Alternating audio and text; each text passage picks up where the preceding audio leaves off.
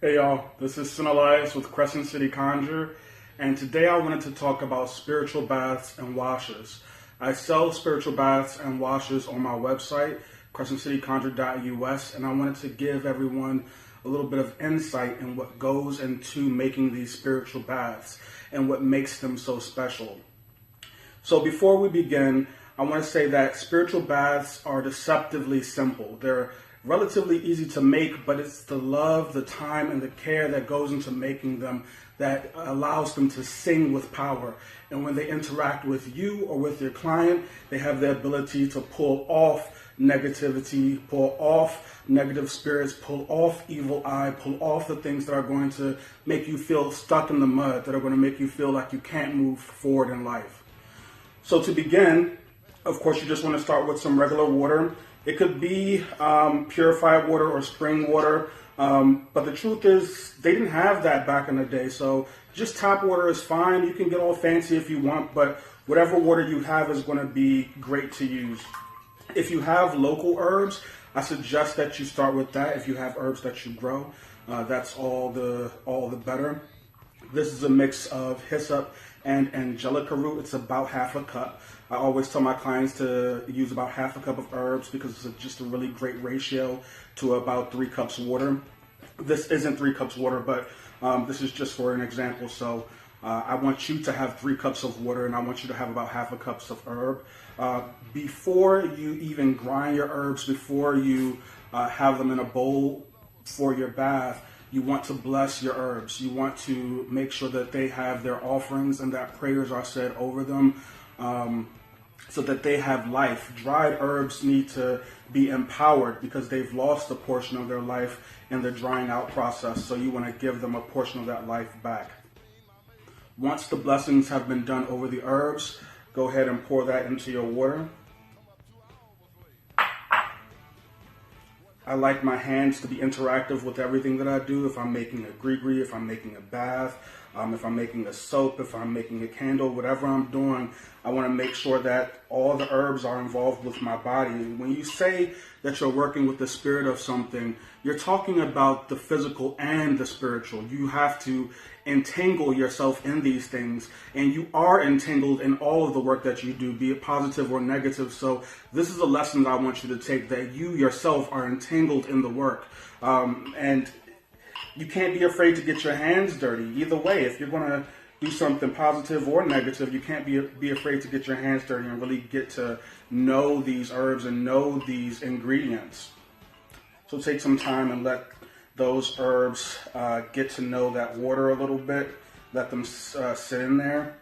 Later on, we're going to put the herbs on the stove so that the oils and all the herb essences really get to be a part of that water.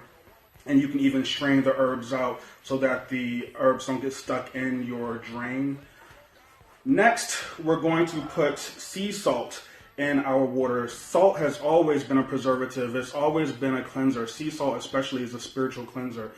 So we're going to use sea salt in our baths. Another added benefit of sea salt is that it helps to preserve the herbs or preserve the roots. So if you're going to make a big batch of bath, you have to preserve it somehow. And salt is one way that you can preserve those roots. This is about half a cup of sea salt.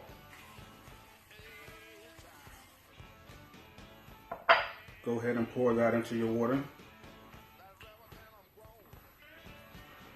It's funny how the water heats up a little bit when you put the salt in there as it's interacting with that, with those roots and that water. It feels a little different energetically already.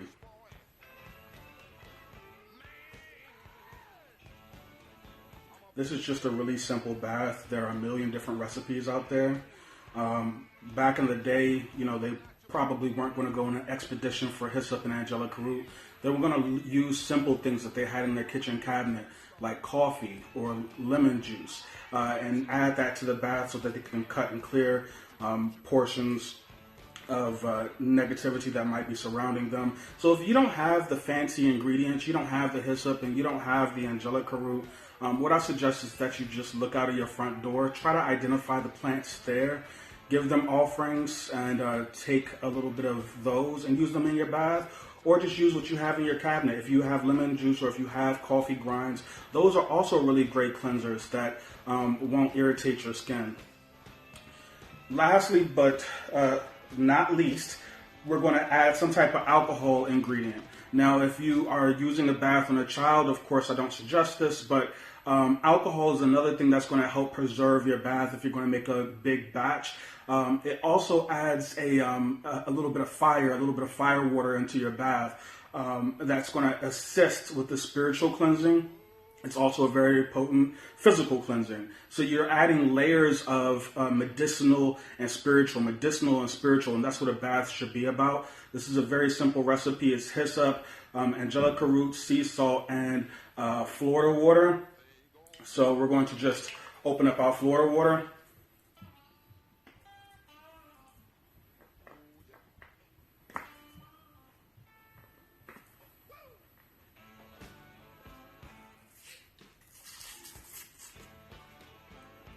I should have probably already had this open before I started. And you want to pour about half a bottle into the bath. The Florida water gives it a little bit of scent, so as you're in the bath, you get to have this really pleasant scent of Florida water.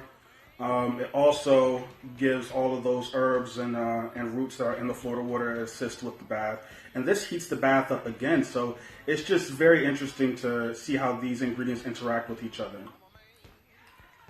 So what I do is once I have everything together like it is now, I'll put it on the stove on simmering for about 10 minutes and I'm stirring slowly. I'm saying prayers as I'm stirring. I'm being very intentful about what I'm putting into this bath.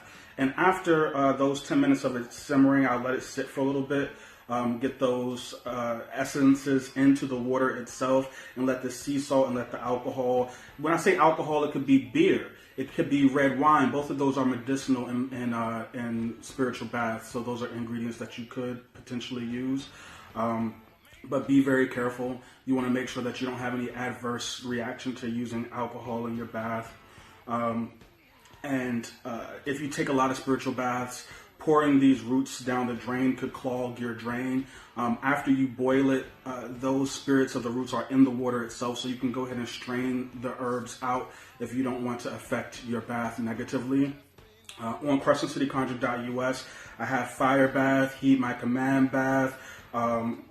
I have devil be gone bath, so go ahead and check those out. And until next time, guys, this is Finalizing, and I hope to see you soon. Bye.